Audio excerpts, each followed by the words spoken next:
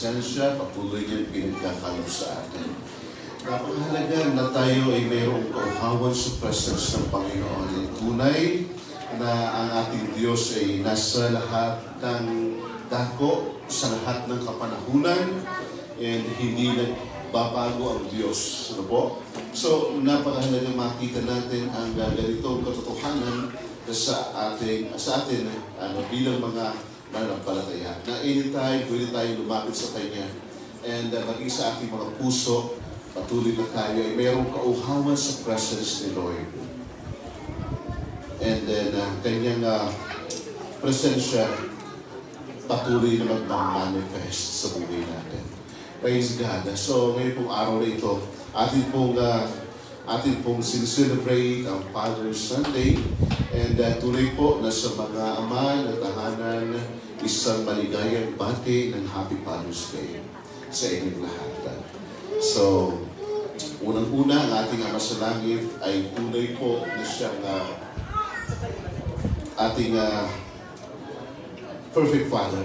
And sa anumang kalagayan sa buhay nito, tayo may maasahan, mayroong kapunuan sa ating buhay dahilan sa meron tayong perfect na Ama sa langit. So sa umaga po ito, sa ating pong message ay patuloy nating makita ang katotohanan at kahalagahan ng mga godly father. And ito'y pag-usapan natin sa umagang ito. No? So tayo po'y sumandalingin mo ko at tayo po'y manalangin sa Panginoon. Mapagpalang Diyos, pinupuri ka namin, pinasasalamatan. Tunay po na sa araw nito, hayaan mo na sa buhay ng bawat ama ng tahanan, patuloy ka pong maluwalhati. Ano man ang meron po sila. May mga panahon minsan na sa kanilang sarili, meron silang mga pinagdadaanan. Mga panahon man na hindi na masabi. Mga panahon man, O Diyos, na nagtatagumpay sila, Lord, tunay po na Ikaw may kaloob nito. And I pray, Lord, na patuloy mo silang pangunahan patnubayan sa samahan, Panginoon. And ngayong umagang ito, higit namin makita ang kahalagahan na Ikaw ang Diyos na may kaloob ng bawat ama sa loob ng mga tahanan. Ikaw ang Diyos na pinagmumulan ng katangian ng pagiging tunay na ama sapagkat Ikaw ay ganap. At walang anumang kasiraan sa iyo, O Diyos, bilang aming Ama sa langit. At ngayong umaga, hayaan po Amang Banal na patuloy mong iparanas ang iyong presensya at Ikaw ang maging kapunuan sa buhay ng bawat isa sa amin na makikita namin ang kahalagahan dito ngayong umaga. And I pray, Lord, na patuloy mong tugunin ang aming mga dalangin at anuman, O Diyos, ang aming mga pasanin, kabigatan. Ikaw, Lord, ang patuloy na mabuot sa bawat isa. Salamat po, Amang Banal. Nagtitiwala po kami na sa umaga ito, palagi mayroong kasagutan mula po sa iyong salita.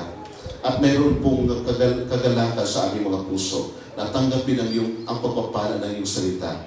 May mga pagtutuwid man, may mga pagtuturo na maaari kaming mapakinggan. Subalit, Lord, ang lahat ng ito'y nasa ilalim ng iyong kalooban at ang iyong salita ang higit na magtuwid sa amin.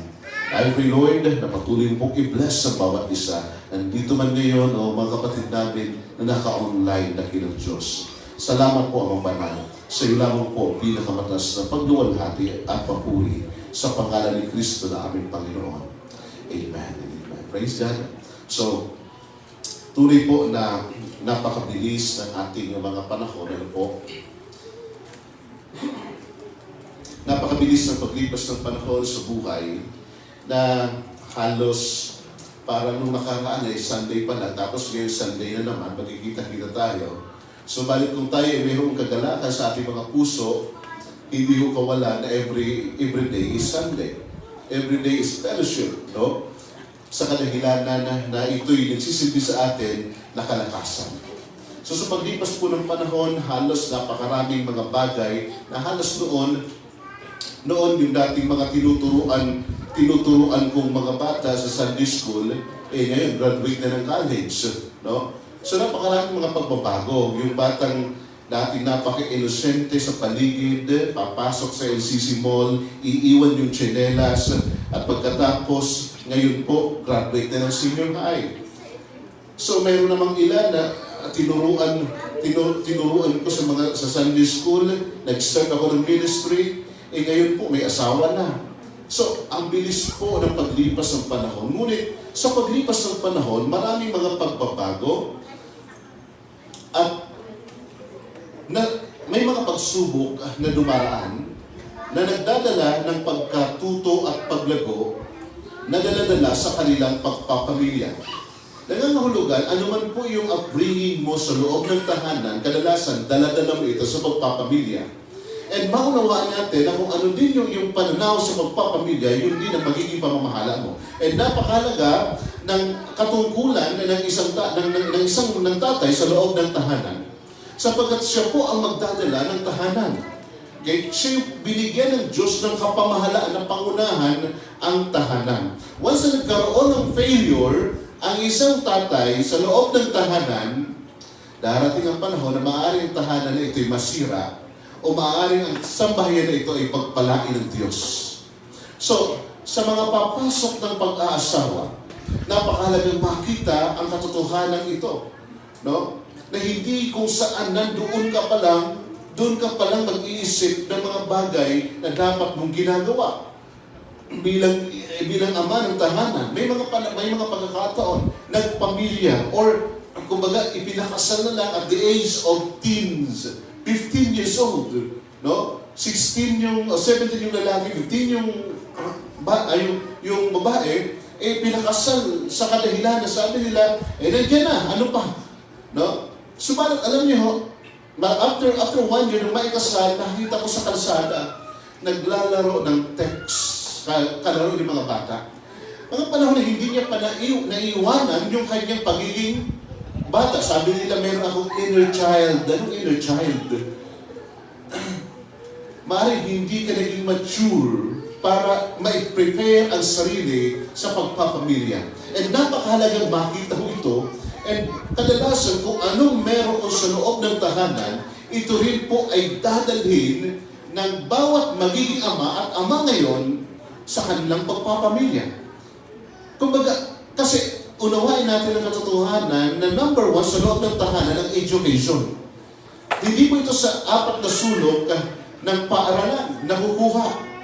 Kundi kadalasan po, ito po ay nakukuha sa life experience na nakita sa mga ama. Kung ang kulturang kinasanayan mo, every Saturday and Sunday night, nag-iinuman silang magdamagan, maaaring ganun din ang magiging culture mo sa pagpapamilya. So, nangangahulugan kung ano ang role model mo, maaaring daladala mo yun. Subalit ngayong umaga, maunawaan natin ang katotohanan na meron tayong perfect na role model na walang iba kundi ang Ama sa langit. No? Siya yung pinaka-author. Dahil po, kahit na mga ama ay nangangailangan ng mga ama. Kahit ang mga ama ay nangangailangan ng ama. Tama po ba? Sa kadahilanan na minsan, ang akala ng mga ama, nag-iisa lang sila sa pagpasan sa kanilang pagpapamilya. May mga panahon na mayroong takot. Subalit, ang isang ama na walang ama, na maaaring gumabay, manguna at malapitan, talagang dadanasin niya ang labis na kahirapan. Ano ibig kong sabihin? Meron tayong Ama sa langit na malalapitan sa panahon na may mga suliranin sa buhay na dumarating. May mga panahon ng kabiguan, may mga panahon ng kahirapan. At ang mga panahon na ito, kadalasan wala kang mapagsabihan. At kung mayroon kang pagsasabihan na kapwa mo, minsan, makukuha mo yung kapwa mo pwede mo pagsabihan kung saan nagtitipon-tipon at nag-iinuman. So, bilang mananampalataya, tinawag tayo, pinalaya na ng Panginoon sa gapos ng bisyo upang mamuhay na mayroong katuwiran at kabanalan. So ngayong umaga, anuman ang naging karanasan ng bawat isa, merong mahalagang tungkulin ang mga magulang, lalong-lalo na ang mga ama na siyang pinagkalooban ng Diyos ng kapamahalaan sa kanilang tahanan. Mayroong responsibility na pinagkatiwala ang Diyos sa bawat ama ng tahanan na dapat na makita ng mga ama ang bagay nito. Subalit minsan nag-fail dahil ang number one na nakikita ng ama ay tugunan ang pangangailangan ng pamilya. Which is, hindi ho masama. And tama lang na tugunan ang pangangailangan sa loob ng tahanan. Pangangailangan para sa kanilang pamilya. Pangangailangan ng kanilang mga anak. Subalit, may mga pagkakataon na hindi ito nagiging balanse at ito ay pag-uusapan natin ngayong umaga. No? So, mahalagang makita natin ang katotohanan ito sa ating pong paggugunita ng Father's Day. No? So, God reveals Himself to us in His Word as our Heavenly Father. The Bible tells us that our perfect Father loves us unconditionally, provides for our needs, guides us along life's journey, and will never leave us nor forsake us. Ito yung perfect Father in heaven, no? Na ihahayag ng Word of God. Dakila ang pag-ibig niya sa atin. No? Dakila ang pagmamahal ng Diyos sa atin. Ipinagkakaloob niya ang ating pangangailangan. Iba kanina, isa sa katangian ng Diyos ay Jehovah Jireh. No? Tama, Jehovah Jireh. No? So, nag-provide, sustainer ang Diyos ng ating pangangailangan. So, ngayon, tingnan po natin ang katotohanan ito. No? He is our perfect Father, loves us unconditionally. Meron kasamang sacrifice na nangyayari. Pinagkakaloob ang pangangailangan natin, gives us a long life journey, and will never leave us nor forsake us. Ito yung pagkakatiwalaan sapagkat yung reality minsan sa daigdig, may mga ama ng tahanan na absent sa loob ng tahanan. No? Sa kadahilanan, kinakailangan niya maghanap buhay, kinakailangan niya mag-abroad, iiwan niya yung kanyang pamilya para sila'y mabuhay. Pero may mga pagkakataon na kapag tumagal sa abroad, pagbalik niya, wasak yung kanyang pamilya na kanyang sinusuportahan. Ito yung napakahirap na realidad. Kasi may mga pagkakataon na sa pag-aakala natin sa sarili nating lakas, magagawa natin. Ngunit may mga panahon na nakakaligtaan natin ang mga bagay-bagay na hindi lang tayo ang dapat umasa. Sapagkat mayroong Diyos na mapagkakatiwalaan sa mga panahon na minsan inaakala natin, napasan natin ang anumang kahirapan. So, unawain natin ngayong umaga ang katotohanan ito. No? Pakinggan po natin. Ang susi ng pagpapala at ikasisira ng pamilya ay nasa mga ama. Oh, Pastor, bakit na naman kami sisisihin mo? Araw ng mga ama ngayon. Mahalagang maunawaan po natin, no? Ang susi ng pagpapala at ikapapahamak ng pamilya ay hawak ng mga ama. No? Nasa ama. Bakit kayo, Pastor? Sila yung naging matigas ang ulo? Tapos, sa amin ang sisi, unawain po natin ang ilang katotohanan mula sa salita ng Diyos. Pansinin po natin itong 3 dangers of fathering. No? Nangyari po sa Biblia. No? Mula po ito sa aklat ni Samuel, no? sa Psalms. So, number 1, first danger is apathy. Anong apathy? No? Isa narinig ko sa kalsada yung apathy. Apathy, no? Ibig sabihin is lack of concern, no? Minsan walang pakialam. Okay? Lack of prayer for our children. Napakahalaga na ang mga ama ng tahanan namumunang manalangin. No? Napakahalaga na ang mga ng tahanan marunong manalangin. Mahalaga ng mga manang ipinapanalangin ang kanilang mga anak. Mahalagang concern ho tayo sa ating mga anak, sa ating pamilya, no? Na sila'y maipanalangin natin. Higit ang magagawa ng panalangin mo kaysa sa lakas na pwede mong ipakita sa kanila. Kaysa sa anumang puwersang pwede mong ibigay sa iyong pamilya. No? Mas higit at nangunguna ang prayer. Mas higit ang magagawa ng panalangin. May limitasyon ang kakayanan natin na protektahan ang ating pamilya. May limitasyon ang kaya i-provide natin sa ating pamilya. Ngunit kapag tayo tumawag sa Panginoon ng pakumbaba at nanalangin, ipinanalangin natin ang ating sambahayan, tiyak na mayroong patutunguhan ito. Kung maalala niyo po si Job, na isang lingkod ng Diyos, mapapansin po natin ang kanyang naging kalagayan nung mga panahon na halos yung kanyang mga anak, hindi niya alam kung nagkakasala o hindi. Anong ginagawa ng tatay? Ipinapanalangin ni Job ang kanyang mga anak. Okay? Ano nangyari sa mga anak? Pastor, hindi ba lahat ng mga anak namatay? Actually, yun po ay nasa ilalim ng prerogative ng Diyos. Nasa ilalim ng kapamahalaan at kontrol ng Diyos ang nangyari sa buhay ni Job. Pero ang katotohanan na nalangin si Job, hindi dahilan sa kanyang mga anak lamang, o nanalangin si Job para sa kanyang anak, sa kanyang sambayan, sa lahat ng mga tao. Pero number one, tinuko yung kanyang mga anak, ipinapanalangin niya, ipinaghahandog niya. Kasi baka sila nagkakasala.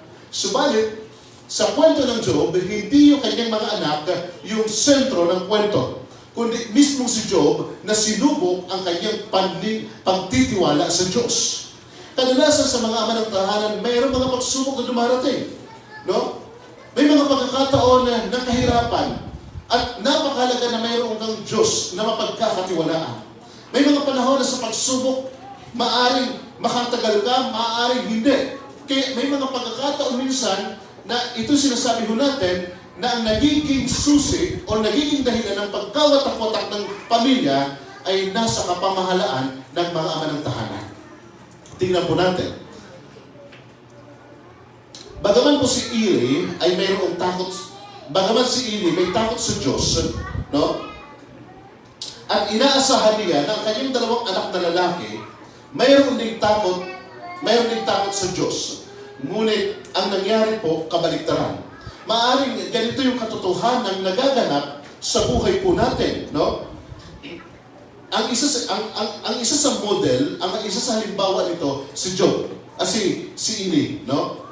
Kumbaga, nasa loob siya ng temple, naglilingkod siya sa loob ng templo, at meron siyang dalawang anak na sina Ophni at Phinehas. Kung mapapansin po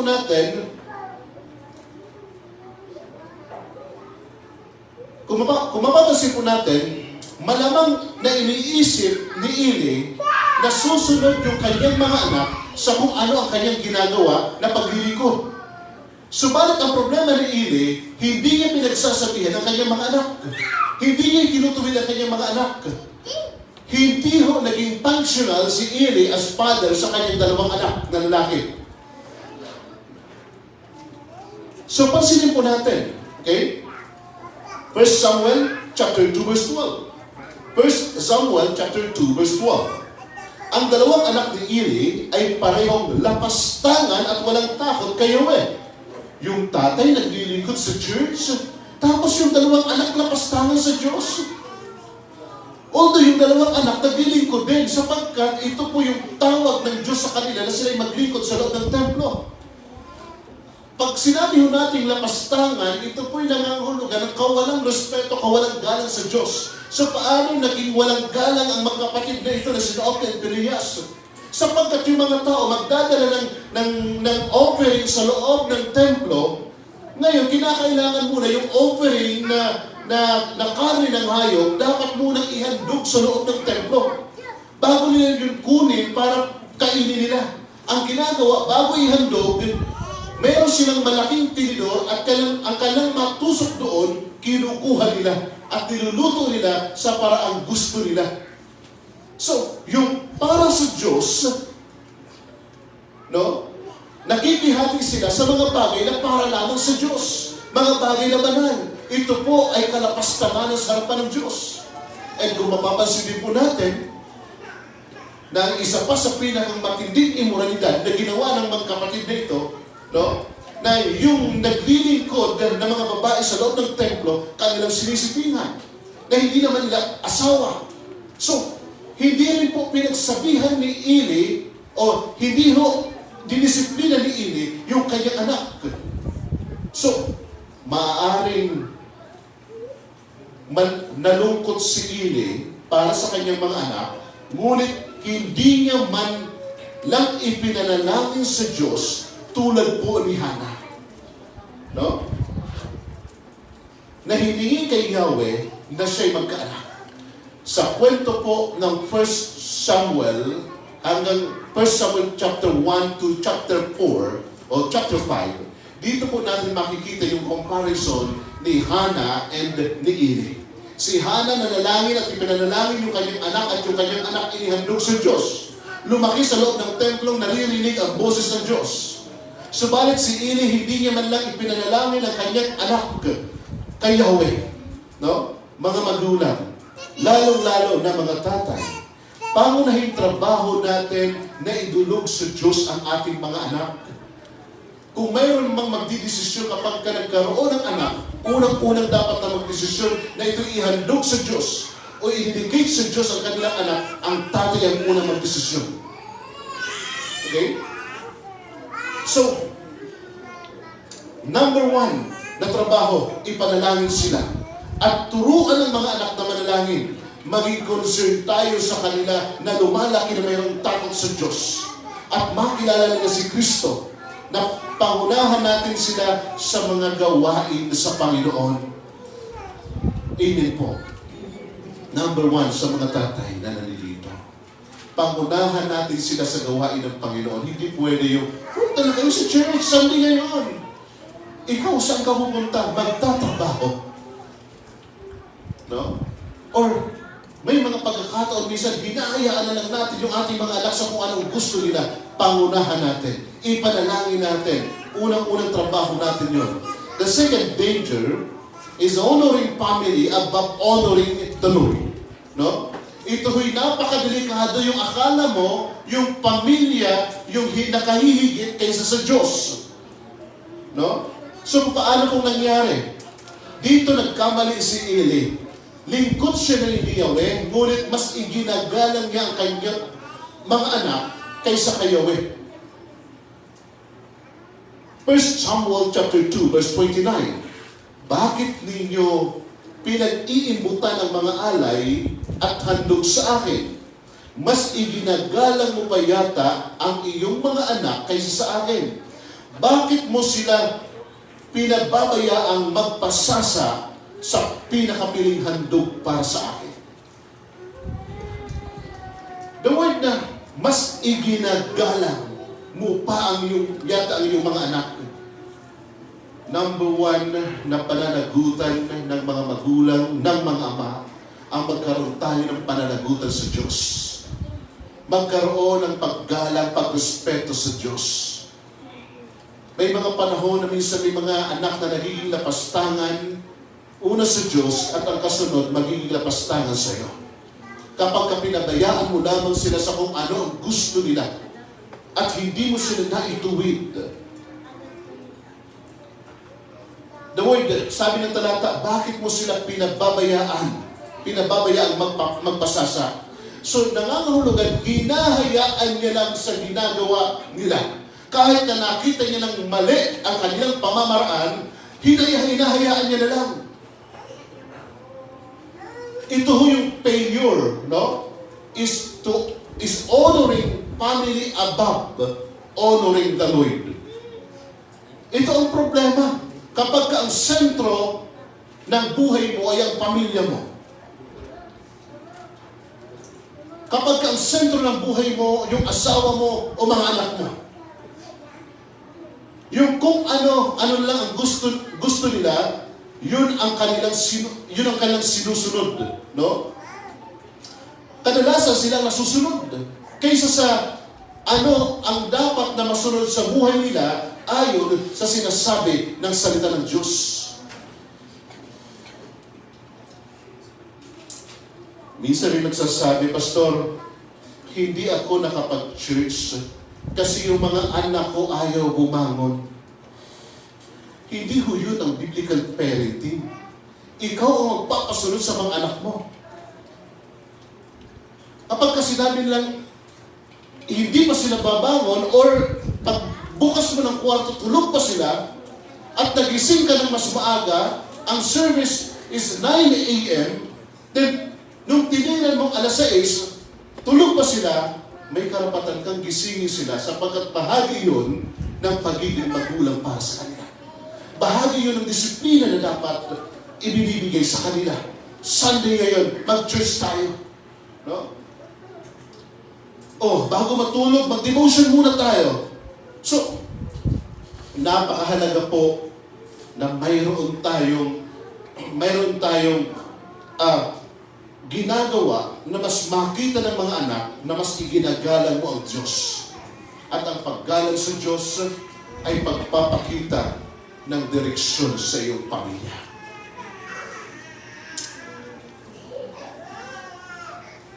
So yung mga pagkakataon minsan na higit mo silang sinusunod kaysa kung ano pamantayan ng Panginoon, ito po'y mahirap. Mahirap minsan na makita na dinidisiplina mo ang iyong anak sa katuwiran, kabanalan at pagsunod sa kalooban ng Diyos. No? Ayaw mo silang gisingin, no? Sapagkat Sunday ngayon, panahon naman na sa buong isang linggo, maaga na silang nagising. No? Kapag ginawa mo yun, mas tinuturuan mo silang igalang ang sistema ng edukasyon ng daigdig kaysa sa igalang ang mga bagay na may kinalaman sa espiritual na bagay. So, napakalagang maging maingat tayo sa ating ginagawa, sa ating desisyon. Bakit po? Sapagkat kung ano ang ginagawa mo ngayon, ito'y palagi mayroong epekto kinabukasan. At ito po'y mahirap. Mas mainam nang makita mo ngayon na nahihirapan ang anak mong dinidisiplina mo, tinuturuan mo, kaysa isang araw na makita mo ang iyong anak na nahiwalay sa Diyos at nagkagulo-gulo ang kanyang buhay dahil malayo sa kalooban ng Diyos. Noong mga panahon na gusto mo na siyang abutin, gusto mo siyang papanambalikin, gusto mo siyang turuan, hindi na nakikinig sa iyo. Panahon na gulo-gulo na ang buhay niya, wala na siyang pinakikinggan. Sapagkat mula pa lang sa pagkabata, hindi na itinuro sa kanya ang daang nararapat. Sapagkat mas iginalang sila kaysa sa Diyos. Pangatlo, failing to rightly rebuke and chasten our children. No? Another danger. Pansinin po natin. In 1 Samuel chapter 3, verse 13, sabihin mo sa kanya na habang panahon kong parurusahan ang kanyang lipi, sapagkat hinayaan niya akong lapastanganin ng kanyang mga anak. Ito lang yung sinasabi ko kanina, na hawak ng mga ama ng tahanan ang susi ng kasaganaan, pagpapala at kapayapaan, at hawak niya din ang susi ng kapahamakan ng pamilya. Kung ano ang ginagawa mo sa kasalukuyan, palaging mayroong epekto ito sa kinabukasan. Nung sabihin ng Diyos, no? Nang sabihin ng Diyos sa kanila na parurusahan ang kanyang lipi sapagkat hinayaan niya akong lapastanganin ng kanyang mga anak. Huwag kang papasok sa pagpapamilya kung ayaw mong magtuwid ng anak. Dahil isang pribilehiyo at responsibilidad ang pagiging magulang at tatay. May mga pagkakataon minsan sa counseling, may mga pagkakataon na minsan may napagsabihan ako o mga napagsasabihan na, yung anak mo, nakita ko ganito, ganyan. Ano ba ang pamantayan mo bilang ama? Sana, hindi pa naman panahon sa kanya ang ganitong edad na siya'y pumasok sa relasyon, no? At least bigyan mo ng pamantayan na at least pagka-graduate, okay, pumasok siya ng relasyon, no? So, maglagay ka ng pamantayan sa mga anak mo. Sabi ng magulang, Pastor, hinahayaan ko lang po kasi baka magrebelde naman. Pastor, hinahayaan ko na po kasi baka magtago, hindi natin alam.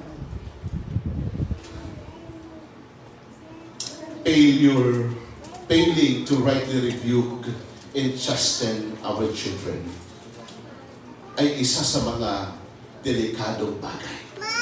Na hindi mo sila turuan, hindi mo sila pagsabihan, hindi mo sila i-rebuke.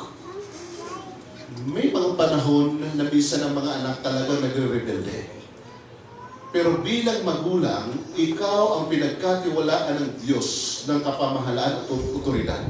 Ano man ang ipatupad mong disiplina sa sambahayan mo, sa iyong pamilya, sa iyong mga anak, asahan mong kasama mo ang Diyos. Darating ang araw, yung nagre-rebelding anak, ma-realize niyang mali ang kanyang ginagawa. Sapagkat hindi habang panahon na siya'y kabataan. Darating ang araw na siya ay magpapamilya. At kung ano ang kanyang ginawa sa kanyang mga magulang, maaaring pagdaanan niya at mas matindi pa. Hindi ho nawawala ang prinsipyong ito na may ng salita ng Diyos, no? At dapat ho nating maging firm tayo sa desisyon kung gusto nating makita na pinagpapala ng Diyos ang ating sambahayan. Kung gusto mong makita isang araw ng iyong sambahayan, nandun ang favor ng Panginoon. Na lahat sila nakapagtapos, bagamat may mga kahirapan, subalit lahat sila nakapagtapos. Lahat sila pinagpala ng Panginoon. Sapagkat bilang magulang, naituro natin sa kanila ang daan ng Panginoon.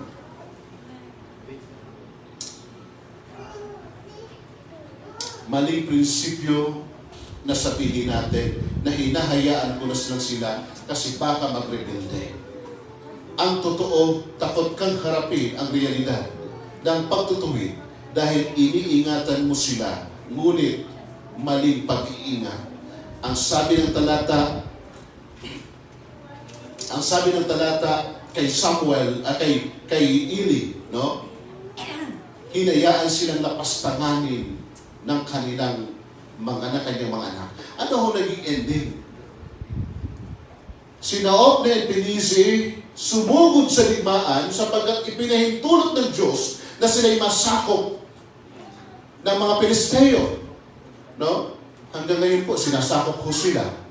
Kasalukuyang mayroong digmaan ng Israel at ang Iran, dating Persia. So sinakop, nilusog. Ngayon, nung malapit na silang matalo, ang sabi na Ofni at Pinisi, kunin yung Ark of the Covenant na nagre-represent sa presensya ng Diyos. Sapagkat kapag kakasama nila yun, sila nagtatagumpay. Ngunit maging yung Ark of the Covenant, ipinahintulot ng Diyos na makuha ng mga Pilisteo, ng mga kalaban. And sina Ofni at Phinehas, pareho silang napatay sa digmaan. Namatay yung kanyang mga anak, and then maging si Eli, namatay din po. Nung nabalitaan niyang nakuha yung Ark of the Covenant, kaya nga, ang naging pangalan ng apo ni Eli ay Ichabod. Nangangahulugang nawala na ang presensya ng Diyos sa kanila. Dahilan sa kagagawan ng kanyang lolo at kanyang tatay na si Ofni. Ang kawalan ng paggalang at pagkatakot ng magulang at lalo na ng mga ama sa Diyos ay magdadala ng kapahamakan sa sambayan. But the fear of the Lord is the beginning of wisdom. So, mahalaga makita ho natin ang katotohanan ito. At hindi ho ito kathang isip sapagkat mayroong Diyos na dapat na igalang, dapat na paglingkuran, dapat na maituro sa kanyang katotohanan. And kung mayroon tayong magandang halimbawa ng pagiging ama, walang iba kundi ang Ama sa langit. At kung mayroon tayong pamantayan na dapat na ibaba sa ating sambahayan, walang iba kundi ang salita ng Diyos. Kaya kung mayroong unang mag-aaral ng Biblia, mayroong unang magbabasa ng Biblia sa loob ng tahanan, unang-una ang mga ama ng tahanan. Amen po.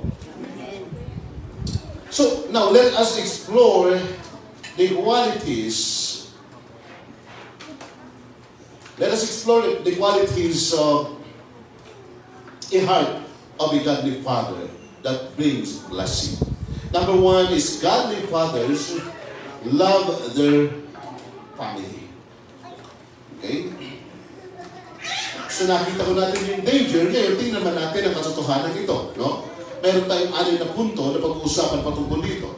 In Ephesians chapter 5, verse 25, mga lalaki, ibigin ninyo ang inyong asawa gaya ng pag-ibig ni Kristo sa iglesia.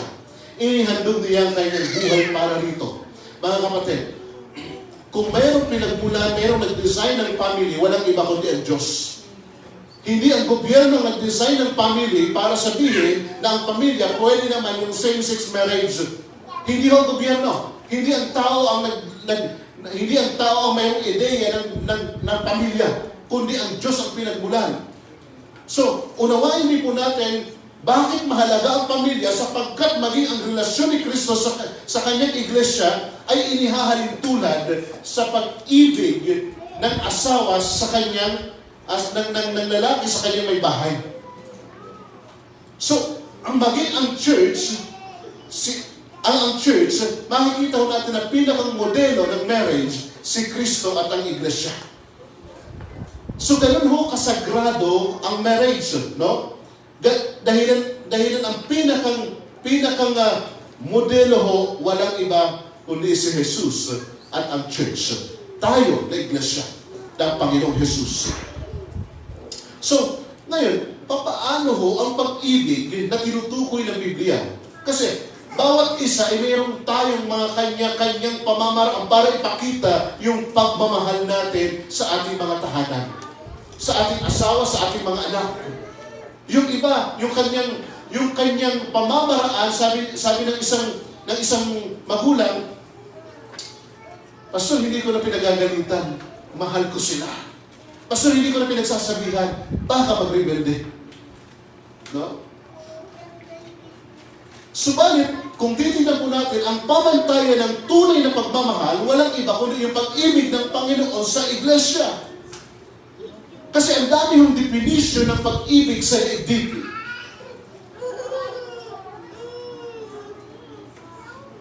Mapapansin po natin sa talatang ito, for husband, this means love your wives just as Christ loved the church.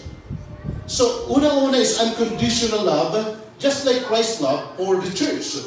Okay? Pag sinabi natin unconditional, walang itinatangi, ano man ang kalagayan, ito'y presente palagi ang pagmamahal. Nandun yung pag-aaruga, nandun yung pagmamahal sa loob, pagmamahal sa pamilya. Nung hindi pa ho tayo mananampalataya, may mga manang tahanan na mas mahal yung mga barkada, mas mahal yung mga kainuman. And weekend, yung sahod na dapat na para sa kanyang pamilya, napupunta sa mga kainuman. Subalit nung tayo tinawag ng Panginoon, yung realidad ngayon, tinawag ka ng Panginoon para mahalin ang iyong pamilya. Na dapat mong i-sustain ang kanilang mga pangangailangan. Ipagkaibigay ang nararapat, no? Mas higit na maturuan sila. So, ano pa ho? Unconditional love and then sacrificial love. Kasama ho yung sakripisyo. And totoo po na maraming mga pagkakataon na hindi alintan ng mga anak ang hirap ng mga ama. Mga panahon na hindi nila kinakailangan magsalita. Hindi nila kinakailangan magsabi kung ano man ang sakripisyo na kanilang pinagdadaanan sapagkat nandoon ang pagmamahal. Putting family first, but honoring the Lord first. Pag may pamilya ka na, una ang iyong asawa at mga anak. And then, consistent love. Show through actions and words. Pangalawa, godly fathers lead their family. No? Godly fathers lead their family. In Joshua chapter 24, verse 15, but if you refuse to serve the Lord, then choose today whom you will serve. Would you prefer the goods of your ancestors, serve beyond the Euphrates? Or will it be the gods of the Amorites in those land you now live? But as for me and my family, we will serve the Lord. Dito ho, sa translation nito, binanggit yung salitang my family. Pero yung pinaka-original, yung Greek na ginamit is household, oikos. Oikos is household. Hindi lamang pamilya ang tinutukoy, kundi lahat na nandiyan dyan sa sambahayan. Sila man ay katulong, sila man ay alipin, nung araw, sila po'y kasama. Ako man at ang aking buong sambahayan, kay Yahweh lamang kami maglilingkod, sapagkat yung mga alipin walang karapatang mamili para sa kanilang sarili. Ngayon, sa pinakang context ko natin, modern version, but as for me and my family, buong pamilya, na yung asawang babae and mga anak, yun lang. Pero sa original context is oikos or household. Lahat ng nandiyan dyan, lahat ng nakikitira, lahat ng nasa ilalim ng aking sambahayan, ng aking bahay, lahat sila kay Yahweh lamang maglilingkod. Sino ang nagsalita? Si Josue, na mayroong takot sa Diyos. Kanyang pinangunahan ang kanyang sambahayan na kilalanin si Yahweh. Mayroon pong comparison in contrast sa pamilya naman ni Akan. Kung si Josue, pinagpala ng Diyos ang kanyang sambahayan, ano ang nangyari kay Akan? Dahil sa kanyang pagsuway, sa simpleng pinag-uutos ng Diyos, ano ang nangyari? Buong sambahayan ni Akan ay pinatay dahil sa kanyang pagdanakaw. Pinagpapala na sana ang mga Israelita, gumawa pa ng labag sa kalooban ng Diyos si Akan. Kaya ang pagkakasala ng ama, kadalasang nagkakaroon ng impact sa sambayan. Kaya isang pribilehiyo, no? Ang maging ama, subalit ito ho'y isang dakilang responsibilidad na pinagkatiwala ng Diyos sa bawat ama ng tahanan. Setting a good example, no, na makikita rin po natin kay Josue, na naging halimbawa sa sambahayan. Sambahayan niya kung paano niya inuna ang Diyos, si Yahweh, paano siya naglingkod kay Yahweh. Maging sa loob ng tahanan, napakahalaga ho nito. No? Na-ihemplo ho tayo ng paglilingkod sa Panginoon. Ihemplo ho tayo ng katuwiran kabanalan ng Panginoon. Ihemplo ho tayo ng pag-aaral ng salita ng Diyos kung paano tayo lumalalim. In making decision, gayon din po. Mababasa rin natin sa book of Joshua, yung Joshua 1:8, no? Na ano kinakailangan gawin? Dinidilihin mo ang aklat na ito upang masunod mo na sasadon. Sa gayon, giginhawa ka at magtatagumpay. Kung makikita po natin, making decision that honors God, nag-uumpisa palagi ito sa salita ng Diyos. Hindi mo ito nag-uumpisa na ikwento mo sa iyong mga anak, alam mo nung araw, ganito yung ginagawa namin, kaya ikaw, ito rin dapat mong gawin para magtagumpay ka.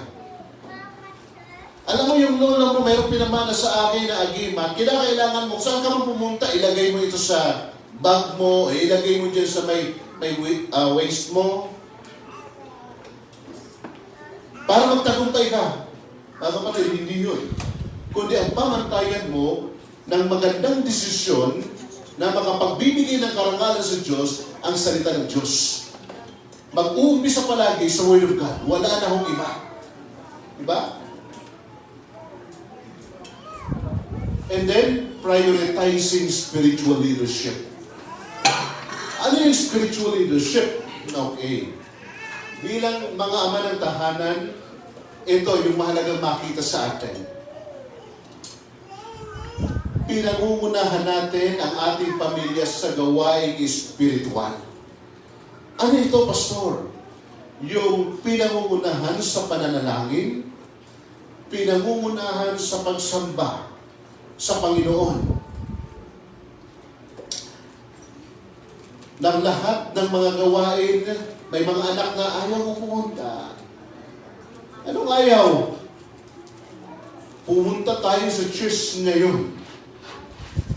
Dapat natin i-honor ang Panginoon. Dapat tayo mag-worship sa Kanya. So, ipinapatupad mo ang nararapat sa loob ng tahanan na walang maaari ibang mag-glorify kundi si Lord. Kanina habang papunta kami dito, inaikwento ko.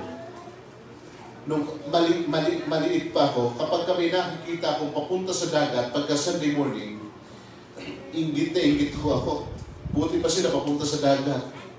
Tapos sa church naman, pupunta kami ng church, bihis na bihis. Tapos sabi ko, panahon ng praise and worship, may mga nag-iiyakan. So, kapag na panahon ng pag-iiyak, may mga nag-iiyakan sa loob, ang pakiramdam ko, napakalungkot. So, ang gagawin ko po, lalabas ako, buti wala dito si Teacher Rose. Teacher ko namin sa Sunday School, si Teacher Rose dati. Lalabas ako, dyan sa kantong wala pang building dyan eh. Mayroong mga bayabas dyan. Dyan mismo sa labas na yan, kinalalagyan ng bayabas dyan. Dyan ho kami nakatambay ng mga bata, ng mga kasamahan ko. Ngunit nung nag-high school ho ako, parang kapag hindi ako makapunta ng church pagka Sunday, no? Ibang pakiramdam ko. Palagay ko para akong backslider. Hindi na ako naiinggit pa doon sa mga nakapaligid sa akin na pupunta kami sa vision, sumama ka, pupunta kami ng amateur, sumama ka. Madalas, nung elementary ako, madalas na mapalo kapag sige, kung na kayo sa church, susunod kami. Pero sumama ako sa mga kapitbahay namin pumunta ng amateur. Pagka-uwi, dapat ako humanda. Bahagi ho yun ng disiplina, dapat na ginagawa ng magulang. At kung hindi mo yung gagawin, pababayaan mo lang, hindi mo alam kung ano ang mangyayari sa iyong mga anak. Huwag kang pakaasa sa kasalukuyan kung maganda ang buhay nila. Huwag kang pakaasa. Kung hindi mo ginagawa yung tama sa kasalukuyan, hindi natin itinuturo sa kanila ang nararapat ngayon kahit na gaano kaganda na ipoprovide natin ang kanilang pangangailangan ngayon. Hindi mo alam kung ano ang mangyayari sa kanila kinabukasan kung hindi sa kanila maituturo ang daan ng Panginoon. Kung hindi natin sila pangungunahan sa mga gawain ng Panginoon. Kung hahayaan lang natin sila na kapag panahon ng gawain, nandoon pa sa bahay, no? Late ako magising. Turuan natin sila. Tayo ang dapat na mauna. Turuan natin silang makipag-fellowship sa kapwa-kapatid sa pananampalataya. O, may mga gawain yung youth, pumunta ka doon. O, ihatid natin. Samahan natin. Bagay sa pagkakaloob. No? Pagkakaloob ng handog, kasi mahalagang maliit pa, alam na nila na ang church, no? Ay pinagpapala ng Panginoon, napakahalagang bahagi na nagkakaloob ang mga anak. Kapag kami mga tithes and offering ho tayo, okay, sila yung humawak, pwede yung samahan, pwede yung utusan. O kung gusto nyo, silang ilagay mo sa offering basket. Kapag hindi mo naturuan. Pero napakahalagang turuan po natin sila. Amen po. Ano po, tatapusin ko ng message? Itutuloy natin. Tuloy. Turuan din natin silang maglingkod. Pangmanguna ho tayo. O may gagawin ng church, dapat nandun tayo.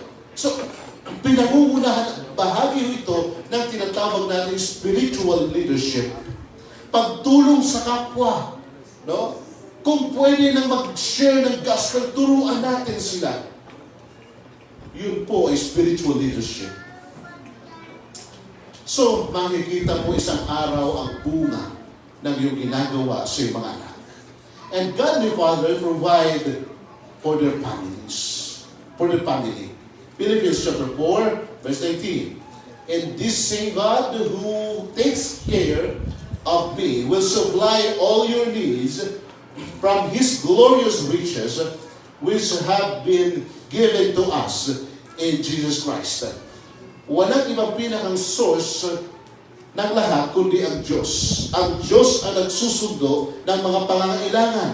Bilang ating Ama sa Langit, ni minsan hindi niya tayo pinababayaan. Sa ating pagsunod sa kalooban ng Panginoon, palagi nandiyan ang provision ng Diyos. Nandiyan ang pagpapala ng Diyos. Kaya ito yung katotohanan, mga ama ng tahanan. No? May mga panahon na nagsusumikap tayo para sa ating mga anak. Kasi yung anak ko, pastor, kikinder na. So, kinakailangan ko nang mag-abroad at iwan ang aking mag-ina. Kung maaari, makita ho natin ang kahalagahan ng mga bagay na gagawin natin. So, iniwan mo. Kumita ka ng malaki, yun ang sinasabi ko kanina minsan, although hindi naman lahat, no? May mga pagkakataon kapag hindi matatag ang pagsasama sa loob ng tahanan, babalik yung nag-abroad na wasak ang kanyang tahanan. Yun ho, mahirap minsan, masakit sa loob. Kahit pa itanong nyo kay Kuya Eddie. Sapagkat dapat nating pinagkakatiwalaan, Lord, alam mo walang-wala ako ngayon, Panginoon. Alam ko, ikaw ang magsusundo ng ating mga pangangailangan. Nakakita ko na marami na mga testimony kung paano ang Diyos gumawa sa gitna ng mga walang kawalan. Marami na akong testimony na pakinggan na hindi naman pinabayaan ng Diyos. Hindi namatay sa gutom. Nakapag-aral naman ang mga anak. May mag-asawang pastor nung araw. Sabi, magpapamilya tayo. Ano mangyari sa mga anak natin? Yung sahod ko ganito lang naman. Sa church, nakukuha ko ganito lang naman. Subalit sabi nila, ipagkatiwala natin sa Diyos. Alam niyo, yung isang anak niya, nakagraduate. Dalawang anak nakagraduate sa UP. Yung isa nagkaroon pa ng doctorate degree sa UP. No? At lahat ng kanyang mga anak nakapagtapos. Ngayon, magaganda ang mga trabaho at the same time, nasa ministry ko sila. Yun po yung mag-asawang Orozco. Sila Ma'am PB and Pastor Nards Orozco. Isa sila kukuha ng pangangailangan. Ang Diyos ang nagkakaloob. So, sa mga panahong ganoon, napakahalagang makita po natin na mayroong Diyos na mapagkakatiwalaan na siyang susundo sa pangangailangan. Lord, yung anak ko ho, bagamat may hanap po ako ngayon, pero sa tingin ko kapos, Lord, ikaw na ho ang bahala. Napakahalagang umiiral ang pananampalataya at pagtitiwala ng bawat ama sa Diyos. Mga panahon na hindi mo sila makita, limitado ang kakayanan mo para protektahan sila. Mayroong Diyos. Amen po. Trusting God's provision, pinagtitiwalaan mo ang Diyos sa kabila ng kanyang kakayahang mag-provide ng pangangailangan. Nandoon din po, working diligently to meet needs. Maparaan ang mga ama na gumagawa ng paraan upang tugunan ang pangangailangan ng pamilya. Being good stewards and resources. Mabuting katiwala, no? Ng mga bagay na ipinagkatiwala ng Panginoon. Pang-apat, godly fathers imparts wisdom. Ibinabahagi ang karunungan. Kung mapansin po natin in Deuteronomy chapter 6, verse 6 to 9. Sabi po kay Moses, and you must commit yourself wholeheartedly to this command that I am giving you today. Repeat them again and again to your children. Talk about them when you are at home and when when you are on the road, when you are going to bed, and when you are getting up. Tie them to your hands and wear them on your forehead as reminders. Write them on the doorpost of your house and on your gates. So, pansinin po natin ang katotohanan ng talatang ito. Ini-impart yung godly wisdom sa mga anak. Mga panahon na dapat nandiyan ang presence mo, kinakausap mo sila, nagkikwento ka ng mga life experience na kung saan makita nila kung paano gumawa ang Diyos sa kwento ng kasaysayan mo. Mga panahon na ikaw ay nagtuturo, mga panahon yung mga anak ay lahat nandiyan kaharap mo sa mesa. Habang kumakain, ikaw naman patuloy na nagtuturo sa kanila, no? So, may mga panahon na i-gather mo sila para i-impart sa kanila ang wisdom. Sa Old Testament, ito ay napakahalaga na itinuturo. Alam niyo ang problema ngayon, and kakompetensya ng magulang sa parenting. Ang kakompetensya ng mga magulang ay ang social media. Subalit hindi magiging kompetensya ang social media kung hindi mo sila bibigyan ng phone. Ang problema, first birthday pa lang, eto yung regalo ko sa iyo, iPad. Mga kapatid, maging matalino bilang mga magulang kung paano natin tuturuan ang ating mga anak. Kung ano magiging impact ng ginagawa natin sa kanila. Pastor, bagaman may hawak kayo na cellphone, pero naka-filter naman po, at the same time, puro Word of God ang laman yan. No? Word of God. Tapos may mga games, Pastor. Mga kapatid, maging matalino ko tayo. Bakit po? Ang sabi ng talata, kasi nung araw, wala akong iPad, wala akong iPhone, wala akong cellphone. No? Ang nangyayari, yung law of the Lord, yung 10 Commandments, nakasulat po iyan sa mga pader, mga dingding, para maisaulo ng mga anak. Kung mapapansin niyo po, yung isang Hebrew na nasa synagogue, meron po silang maliit na parang, tawag dyan, meron maliit na parang box dyan sa may loob. Ang laman din nun, scripture pa rin. And may mapapansin ho kayo, mayroon nakapulupot dyan na parang ribbon, scripture pa rin po nakasulat doon. Masyadong literal ito sa kanila. Sa atin, ano nangyari? May mga pagkakataon paminsan, may mga bahay ako napupuntahan. Yung kalendaryo nakalagay dyan, galing pa sa Ginebra.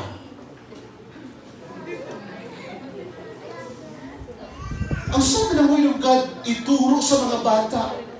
O mayroon namang scripture verse na nakadikit sa dinding sa kanilang bahay. Ang problema, isang taon na, ganun pa rin. Ang purpose kung bakit mo inilagay yun dyan, hindi yan pakontra. Dapat nang may sa ulo nila. Palitan mo kapag ka na sa ulo nila, another scripture verse ngayong araw. Dapat iba na naman ang alam mo. Iba naman ang matutunan mo na prinsipyo ng salita ng Diyos. I-impart yung knowledge sa kanila. Amen po.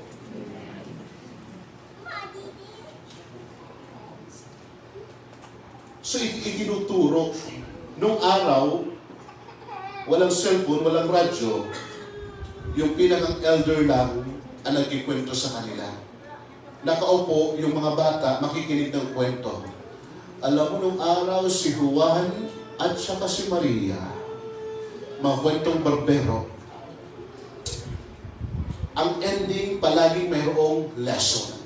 Ngayon, tayo mga mananampalataya, ang kwento ho natin ayon sa salita ng Diyos, na mas lalong makikilala nila ang Diyos sa kanilang buhay. Mukhang parenting ang ating pinag-uusapan, hindi naman patungkol sa pagiging ama. But praise God. So teaching God's Word, sharing life experiences, and guiding children in the way they should go. Maging sa mga panahon minsan, makita sa atin bilang mga ama. So, nagiging halimbawa tayo para sa kanila. And number 5, godly father provide correction.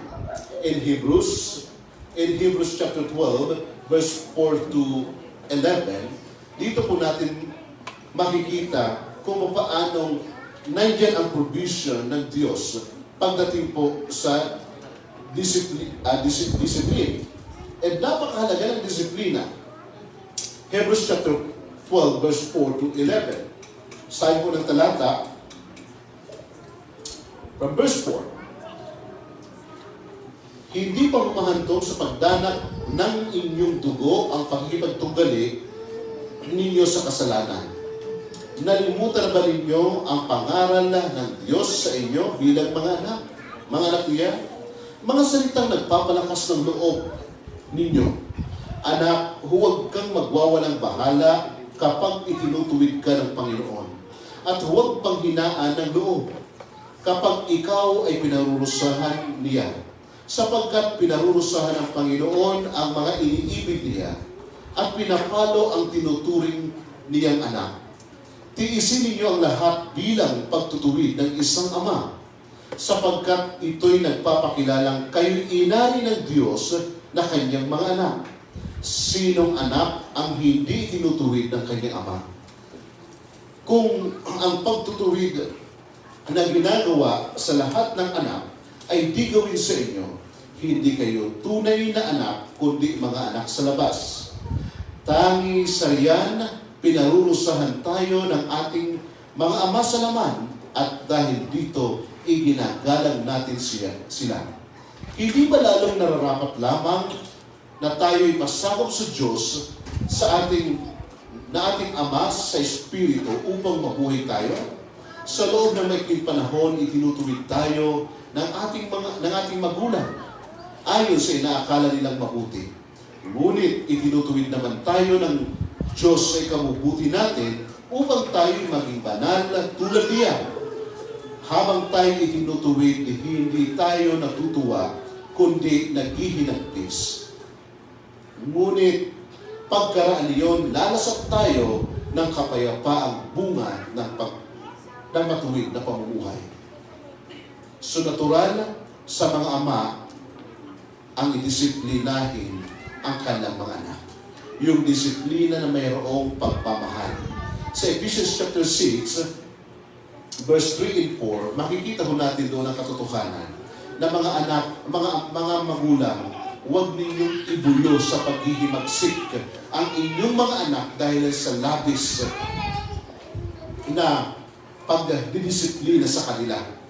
So kung makikita ho natin, nandoon palagi yung pag-ibig. Bakit mo didisiplinahin ang iyong anak? Napakahalaga, alam mo yung purpose. Bakit mo papaluin yung iyong anak? No? Para ba masaktan? Hindi. Para ituwid. Sapagkat mahal mo siya kung bakit mo siya itinutuwid. Lahat ng gagawin mayroong pagmamahal. And yun yung punto sa main point 1 po natin. Na mayroong pagmamahal palagi. Okay? So, disciplining with love and consistency. Pointing children to God's Word. Mahalagang makita nila bakit mali ang bagay nito. Sapagkat hindi yan ang kalooban ng Panginoon. Bakit ka nagsalita ng ganito? Bakit ka nagmura? No? Ituturo ho natin sa kanila salita ng Diyos. Hindi pwedeng pagsabihin ang bagay na iyan sapagkat itong taong pinagsasabihan mo, nilikha ng Diyos ayon sa kanyang wangis. Kapag pinagsabihan mo siyang kalabaw, ito ay ibinababa mo yung kanyang kalagayan sa kalagayan kung saan ibinababa mo ang kanyang kalagayan na kung saan siya nilikha ng Diyos ayon sa kanyang wangis. So itinuturo natin at ibinabalik palagi sa salita ng Diyos kapag tinuturuan natin ang ating mga anak. Hindi yung gagawa tayo ng disiplina dahil sa galit o kung ano pa man, kundi upang sila'y matuto, maituwid at lumaki na mas maayos. Helping children to grow and mature. And then, number 5, godly fathers demonstrate forgiveness. ito po yung mapansin po natin sa Luke chapter 15, ito po yung mga kwento ng parable. The parable of the lost sheep, the lost coin, and lalong-lalo na yung the prodigal son. Yung anak ko'y labis na nagkasala, nagdesisyon na gawin yung kanyang gusto. Subalit, hindi hinayaan, kundi ibinigay ng Diyos yung kanyang, ibinigay ng Ama yung kanyang gusto. Nung panahon matuto na siya na wala siya sa kanyang ama at naghihirap ng buhay, doon niya naisip na muling bumalik. At sa muling pagbabalik, hindi ho galit, hindi sama ng loob, yung ipinakita ng tatay, kundi yung pagpapatawad at pagtanggap dahilan mahal niya ang kanyang anak. No? Showing mercy and grace, at ito yung dapat mahalagang makita sa mga magulang. Habag at biyaya para sa kanilang mga anak. Forgiving freely, just like God forgives us. Walang perfect na anak. At yun ang katotohanan. Minsan, nakakapagod ang maging magulang. Tama ho ba? Sino hindi nahihirapan na maging magulang? Hindi natin maaaring Pasto, kapag nakita ko na yung aking anak, nawawala yung pagod ko, hindi na ako nagagalit. No? Nung ipinanganak siguro, nung mag-umpisa ng mga anong edad. So, nag-umpisa ng magulo yung isipan mo, anong oras na hindi pa umuwi ng bahay? Pag nakita ko, ganong mga panahon, di ba? So, forgiving freely, just God forgives us. So, wala hong perfect na anak. Patuloy natin silang tinuturuan, and kadalasan, huwag kang magtaka kung ano pag-uugali nila, sapagkat minsan masasalamin mo ang sarili mo sa kanila. Mga panahon, hindi naman kayo pasok ng mga panahon ha! Hindi. May nag-iiba yung panahon at minsan mas nagiging matindi sapagkat inihula na ng salita ng Diyos sa magiging kalagayan. Subalit, maging biblical parents sa kanila. And nandoon yung puso ng isang ama na mapagpatawad sa kanyang anak ano't anuman ang nangyari. And nagiging daan din siya for restoration ng mga relationship. Nung bumalik nung balik yung anak, hindi hupuot, hindi galit, bagkus pananabik at pagtanggap ang nasa kanila na niyakap ng tatay ang anak na ito. So, ito ho yung katangian na meron ang isang ama na ipinapahayag ng salita ng Diyos. Nagpo-provide, nagpapakita ng tunay na pagpapatawad, nagpo-provide ng correction sa anak, nagpo-provide ng pangangailangan ng pamilya, nag-i-impart ng wisdom, and pinangungunahan ang kanyang pamilya sa gawaing espiritual, and nandoon umiiral ang pagmamahal sa kanyang pamilya, sa kanyang anak.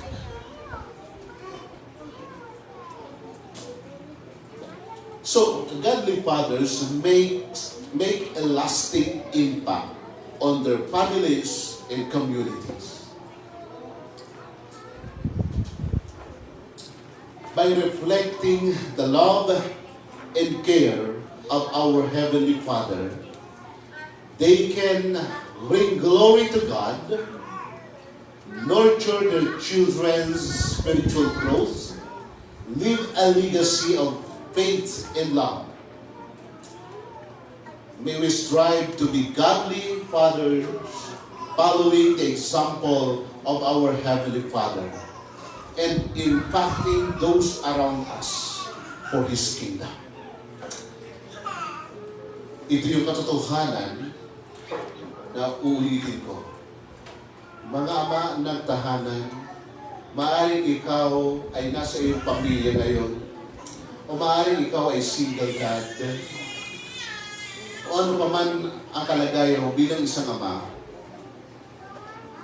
hawak mo ang susi ng kasaganaan, pagpapala ng iyong sambayan, at ikaw din ang may hawak ng susi sa ikapapahamak ng sambayan mo. So piliin mo ang kasaganaan at pagpapala. Pairalin ang salita ng Diyos sa iyong pamilya. At ang pamilya mo ay maging impluwensya sa buong community at maging pagpapala sa buhay ng iba. Tayo po natin tumayo.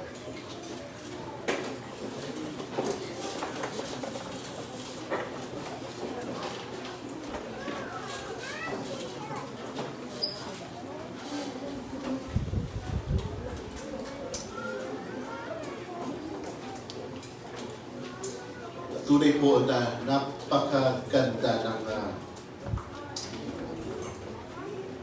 halimbawa ng Diyos sa atin upang makita ho natin ang kanyang mga pamamaraan sa buhay natin. Hindi lamang sa kasalukuyan tayo nabubuhay. Unawain ho natin ang itong katotohanan. Mayroong bukas, mayroong kinabukasan, and ang tanong, ano ang mangyayari sa mga susunod na bukas o sa kinabukasan? And kung ano ang gusto mong mangyari kinabukasan para sa iyong pamilya, ngayon, mayroon ka ng hakbang na dapat gawin. Ng puso ng mga ama, pusong hinubog ayon sa kalooban ng Diyos, ayon sa kanyang salita. So ngayon pong umaga, patuloy natin italaga ang ating pamilya, ang ating sambahayan sa Panginoon. And hilingin din po natin sa Panginoon na patuloy na bless the Lord ang bawat ama ng tahanan. Let us pray. Mapagpalang Diyos, ikaw po ang nakakaalam at nakakakita sa anumang pamilyang aming binuo o pamilya na aming bubuuin. Lord, itinataas po namin sa iyo ang mga nasa pagpapamilya, mga baguhan pa lamang sa pagpapamilya, O Diyos. I pray na yung wisdom ng iyong salita ang mangibabaw po sa kanila, na higit na piliin ang pagpapala na dumaloy sa kanyang sambahayan. Habang kanyang mga anak lumalaki, na mapangunahan ng bawat ama na mayroong pag-ibig sa iyo. Mga ama, na karunungan kalaman pinagkakalaw mo sa kanila. Dakilang Diyos, gayon din po sa mga nabuo na-establish ng mga tahanan. Lord, tunay po na ikaw din ang nakakaalam. Maaaring mayroong mga kahirapan, mayroong mga naging kabigatan, O Diyos. Subalit, Lord, may mga bagay na naisaayos sapagkat ikaw ang Diyos na gumagawa. And I pray, Lord, ikaw lang ang nakakakita ng lahat ng bagay.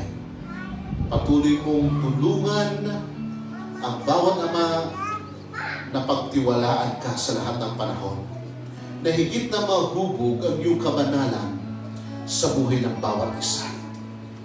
May mga pasanin man, O Diyos, ngunit amang banal, ikaw ang perfect Father na nagiging halimbawa natin sa lahat ng panahon. I pray na i-bless mo po sila. Pangunahan, samahan, at pagpalain. Gayon din po, O Diyos, ang bawat pamilya at mga anak, O Diyos, na pasakop sa kanilang mga magulang. Pasakop sa kanilang mga ama, O Diyos. Hayaan mo, Lord, na yung ipinagkatiwala sa kanilang kapamahalaan, sa kanilang mga tahanan, kanilang may exercise sa bawat araw, may sa katuparan, na higit sa lahat, na i-honor ka sa lahat ng panahon. Mabigyan ka ng kapurihan at kadakilaan, O Diyos, na bawat sambahayan sa iyo lamang maglilingkod. Bawat mga anak, mayroong takot, pag-ibig, paggalang sa iyo, sapagkat sila'y pinangungunahan ng Godly Father. Salamat po, Diyos. And I pray na ang pagpapala mo, iyo pong ibuhos sa bawat isa. Salamat po, Amang Banal. Purihin ka po dakilang Diyos. Ito po aming samo at dalangin. In Jesus' name, Amen and Amen.